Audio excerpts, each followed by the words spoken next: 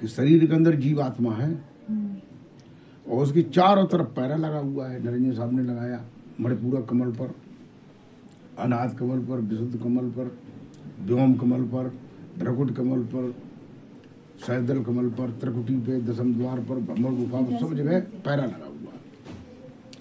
काय का पैरा लगा हुआ है कि ये जीव कहीं सत्य का ज्ञान तो नहीं कहीं से उसे मिल रहा है, अनुरागी जी से लेकर के ये सत्यलोक में पहुंच जाए। तो ये पाबंदियां भी हैं, तो फिर उनको वो भटकाता है। अध्याय जो है आलस नींद जमाई उसे देती है और निरंजन जो है उसके दिमाग में बैठ करके विचार बदलता है उसको। मतलब भजन जो करने को बैठता है तभी वो विचार पैदा कर देता है, तो भजन ही नहीं बनने देता। तो हम उसे भजन बनने की तरकीब बताते हैं, वो भजन को बिगाड़ने की तरकीब बताते थे। ये झंझट चलता रहता है कुछ टाइम तक।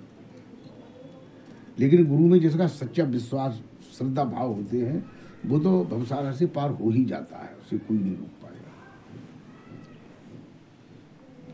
तो इसके लिए जो है शिविर हम इसीलिए बताते हैं, लोगों को पक्का कर दें, लोग वास्तव में अपने रास्ते से डिगमगाए नहीं, अडिग रहे और अपने घर पहुँचे। जीव जो भटका हुआ है, लेकिन वहाँ इतना कुछ टाइम नहीं कुछ बताने वाला कि जीव कहाँ से आया है और कहाँ रहता है और कैसे इसका कल्याण होगा, ये कहीं कोई बताने वाला नहीं।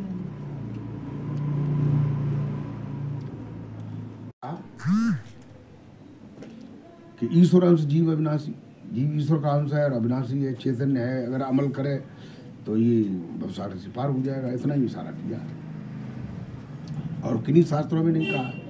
कबीर साहब ने जरूर कहा है। कबीर साहब ने तो ये कहा है कि जा घर से जीव आइया ताई सुध गई खोए और पुकार कहूँ मैं जीव से शब्द पार की होए। कबीर साहब कहते हैं कि जिस घर से ये जीव आया है, कबीर ने जीव के घर की बात करी है, करी कि नहीं? हाँ जी। और किसी ने नहीं की। ताई सुध गई खोए, उसकी याद भूल चुका है जीव। कहीं शादी कर लिए, किसी को पति मिल गया, किसी को पत्नी मिल गई, बच्चे हो गए, घर बार परिवार मिल गया, नौकरी मिल गई, धंधा मिल गया, आपने उसमें लवलीन है। ये भूल गया कि मैं कहाँ से आया था, ये भूल गया मुझे क्या करना है।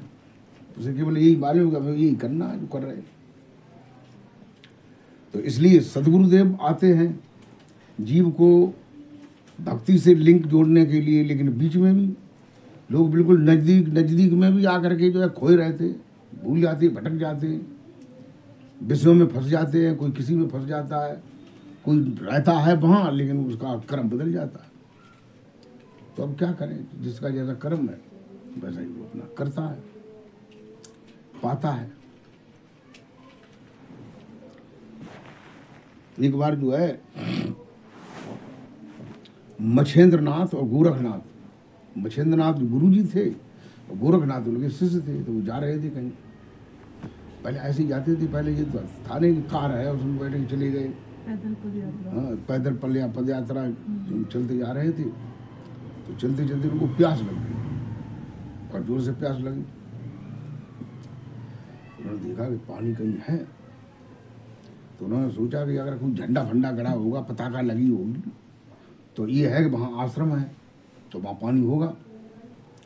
और जहाँ ये कुछ नहीं है तो भैया फिर तो देखो फिर कैसे क्या करेंगे। उनसे एक बंदा जो है हल चला रहा था, तो उन्होंने सोचा, गुरुजी ने कहा देखो बेटा वहाँ जरूर पानी होगा, क्योंकि हल चला रहा है, खेत जोड़ रहा है, उसका कलेवा आया होगा 10 बजे और दोपहर को जो है उसका भोजन आया होगा, तो नहीं तो दोपहर को घर चला जाएगा भोजन करने, तो पानी उसके पास जरूर बचा अच्छा होगा। तो वो गए, उन्हें कहा भैया प्यास लगी है। तो लोग ये सोचते हैं कि महात्मा लोग हैं, हम क्यों पाप में पड़े जूठा पानी पिला के। तो उन्होंने कहा पानी है जगह, पानी तो है लेकिन है थोड़ा सा जूठा। तो उन्होंने ये बताओ मुँह जूठा है कि कर जूठा। तो मुँह जूठे का मतलब मुँह से पिया है बर्तन में, कर जूठा का मतलब उजली करके पिया है। तो उन्होंने कहा कर जूठा है। तो उन्होंने कहा तो कोई बात नहीं। तो उन्होंने जो है अपने कमंडल में पानी ले लिया, दोनों लोगों ने पानी पिया, बैठ गए वहाँ, तसल्ली उन्हें आई, सुकून हुआ, पानी मिल गया। नहीं तो हमारा गला सूख रहा था बहुत जोर से, मालूम पड़ता था कि जान चली जाएगी। फिर उसने भी हल बंद कर दिया, उसने भी, उसके अंदर भी एक भावना पैदा हुई। उन्होंने कहा महाराज जी आप दोनों लोगों का निमंत्रण हमारे घर में है, जबकि तेरी घरवाली यहाँ है नहीं, निमंत्रण तेरा कैसे हो गया? जिंदगी हो गया, अंदर से हो गया। फिर वो भी गए, उन्हें कहा अच्छी ढंग से पूड़ियाँ उड़ियाँ बना, इनको खिला। ये महात्मा लोग हमें मिल गए। तो पत्नी जो थी उसने भी नहा धो करके फिर पूड़ियाँ उड़ियाँ बनाई, खाना पीना बनाया। तो खाना उनको खिलाया, खा करके उन्हें बिस्तर बिस्तर बता दिए कि आराम कर लो जब तक इच्छा हो तुम्हारी। फिर उन्होंने कहा अरे भगत तू भी तो भोजन कर ले। तो उन्होंने कहा ठीक है हम भोजन कर लेंगे, क्योंकि तूने हमें न्योता दिया है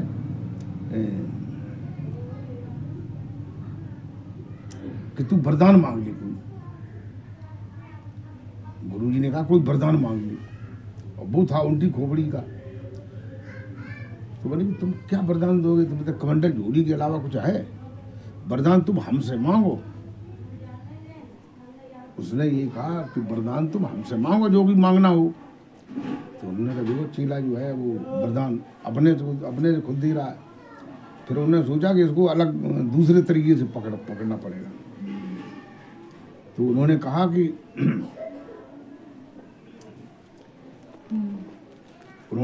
अच्छा कि तो मैं मांग लूँ? बोले हाँ मांग लूँ। तो उन्होंने कहा देखो जो तुम्हारा मन कहे वो काम मत करो। तो ठीक है। तो आप वो लेट गए। तो बाकी मन ने कहा कि भोजन करेंगे, तो बोली करे मन कहता है ये भोजन करेंगे तो भोजन नहीं करेंगे। तो बोले जो है अब जो है ठंडे में खटिया के ऊपर आराम करेंगे तब तक। ये मन कह रहा है ये खटिया में नहीं बैठेंगे और ठंडे में नहीं बैठेंगे, अब धूप में बैठेंगे। आंगन में खड़ा हो गया,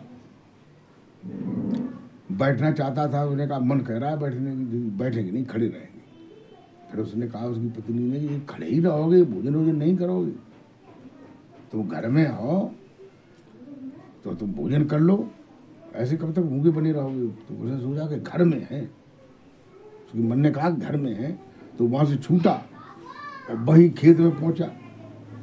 मन ने सोचा कि चलो खेत में आ गए तो खेत में बैठ जाए। तो उन्होंने कहा कि बैठेंगे नहीं, अब खड़े रहेंगे खेत में ही। वो खड़ा हो गया, न भोजन उसने किया, न नहाया, न धोया, कुछ नहीं। उन्हीं महात्माओं का ध्यान करता रहा कि उनसे हमें ये ज्ञान मिला कि जो मन कहे वो मत करो। तो भी महात्मा लोग चले गए कहीं, 6-7 दिन बाद आए लौट के उसी रास्ते से। तो देखा कि भोंदू राम खड़े खेत में।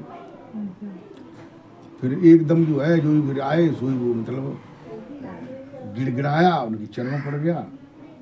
तो मतलब अकल बात ठीक आई। तो 6-7 दिन खुले होते कि ना, तो दिमाग बदला। फिर उन्होंने गुरु जी मैं अनभिज्ञ हूँ, नादान हूँ, कुछ जानता नहीं हूँ, आप सब कुछ जानते हैं।